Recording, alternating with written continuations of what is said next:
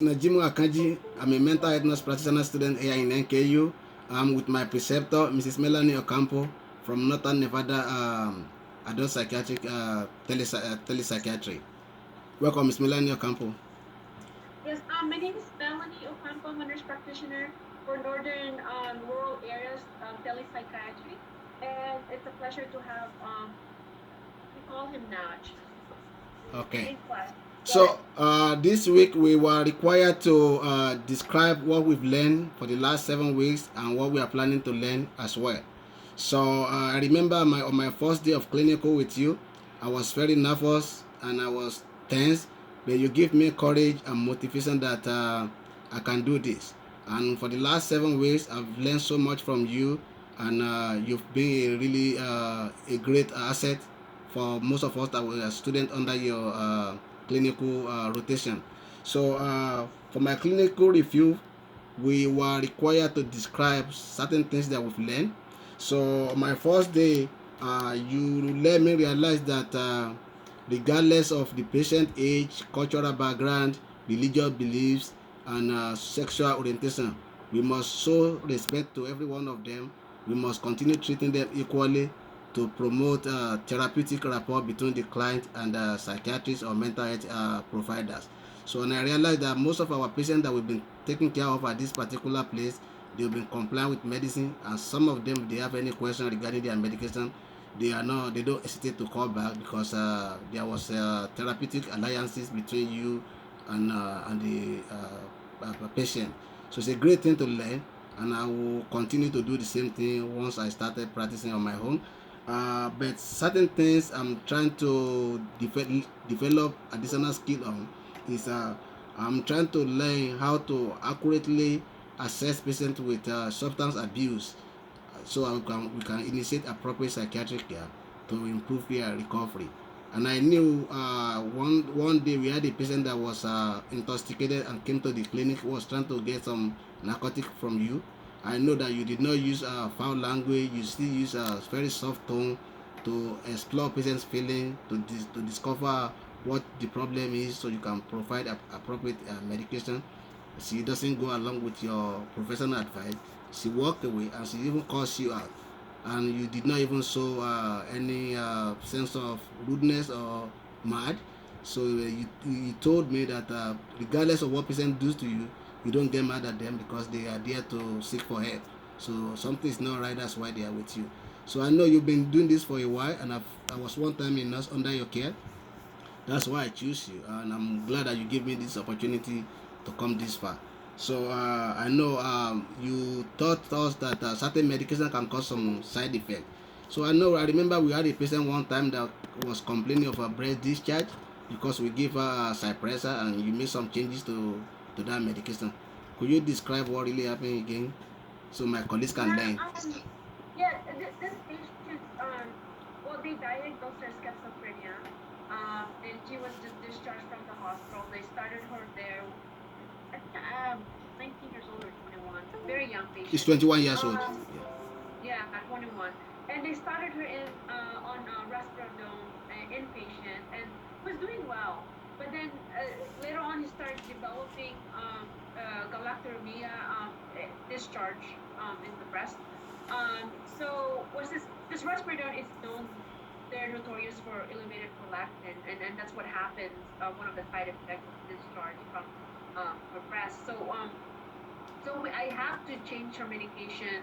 I picked Abilify because it's one of the least antipsychotic medications that can cause elevated prolactin. Hmm. So we cross taper that, and we want to make sure that the Abilify is going to help her. So we did a cross taper, and then after two weeks, I saw her again. She's doing well with the Abilify. And so I completely discontinued the Risperidone, and she says she has breast discharge stopped, and she's doing well with the Abilify. It's helping with the auditory hallucination, visual hallucination, or yeah, she's doing well right now. Oh, okay. So now I learned that's a very huge thing for me to learn. I did not know that some of those medicine can cause galactorrhea, which is a Mm-hmm. breast discharge. So I'll keep Yeah. questioning you, and we went through some drug guide, and you told me that that's very common, and I realized that you encourage the patient that if they have any sign of symptoms or their condition is getting worse, they should not hesitate to call the clinic. So, which is a really good thing and a very motivational statement from you. And this particular place, this clinic, we have therapists. If the patient needs additional therapists, Mrs. Melanie Ocampo always step forward to make sure that they get appropriate intervention that will improve their recovery. So it's a really great place to learn, and I'm very glad that I was one of your students. Even though some of the students from other school they were there, and it's been a great experience. So what I'm trying to learn, where maybe on my next clinical rotation, what I'm planning to learn additional skill with is how to accurately assess patients with substance abuse, because most of the patients that we see, they have a history of substance use and meth, amphetamine, things like that. So you explained to me that in order to get adequate information for with these people, we have to explore how long they've been taking it and what prompted them from taking substance abuse. And you even asked one of them that is there anything that you think we can do to make your life better with, so to prevent you from using drugs. And she was happy that she said, okay, thank you for asking me, because most of the provider, they just throw them on the bus and just give them medicine. And you show empathy, silence, and you always demonstrate active listening. You listen to the patient, and I observe that from you, and I'm trying to integrate that to my practice as well. So in order to provide adequate care for any patient with mental illness, providers should be calm, listen attentively, and show empathy, and seek clarification to make sure you're getting the information they're trying to pass across. So it's a really great thing to learn from you, that you show compassion with your job, and I'm very glad to be one of your students. So I'm looking forward to work with you in the next clinical rotation. It's a pleasure to have you, and my colleagues can learn one or two. What do you have for my colleagues? Because they're going to watch the video. What advice do you have for my colleagues?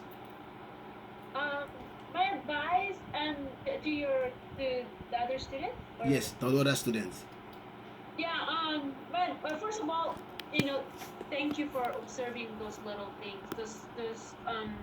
those little observations that you observe. Those are very important when you continue to practice on your own in the future. And at the same time, was this you're very compassionate, Notch, with what you do. That's what makes you uh, what's gonna make you a great nurse practitioner in the future. Thank you. Because you are already compassionate to your patients as a nurse. And continue to have that character. Continue to When have I that. asked you, I said, even though I have almost 13 years of nursing experience, you told me that the role of MP is bigger than the RN, because they will be, the patient will be calling you every now and then, and that's kind of terrifying. But you told me Oh, that not. Let me clarify that. Not. So we have to learn the boundaries when okay. and I've learned that along the way, and sometimes I get carried away that because I'm very compassionate to my patient, and some of the patient that I would give them an access, not my own personal phone, but like I would create Yeah, like we a discussed group. that last time. You said don't give them personal phone, then Yeah, but you yeah, encourage them to call clinic at any time if they getting yeah, if they are if they yeah, are feeling this symptom is getting worse, or they feeling thought of self yeah, harm. yeah. But the clinic, even though it's my day off, they bother. They call me because I tell them to call the clinic. Well, my email is nonstop. Okay. Yeah, so I would pick and choose which one I need that needs attention right away, and some of it, because there's a lot, and some of it I would just respond the next day on my regular hours. So do not give your personal phone because they some of these patients, They were some busy. providers would give, and that's okay when they feel like but you learn along the way that some of these patients does not follow boundaries, so it's better not to, and just let them know to call 911 if it's an emergency, and call the clinic so they can the front desk can call you But what I'm saying is that you know, to the to the students, to your colleagues, yeah, the number one thing is, continue continue to learn your knowledge. Don't stop learning. Um, and again, um, you know who you are. Being compassionate is one of the key to become a nurse practitioner, and you have that character, Naj. I've observed you from when you were my nurse, and now as my student. Um, you're very compassionate to anyone, to your coworkers, to the patients. You take time to help these people.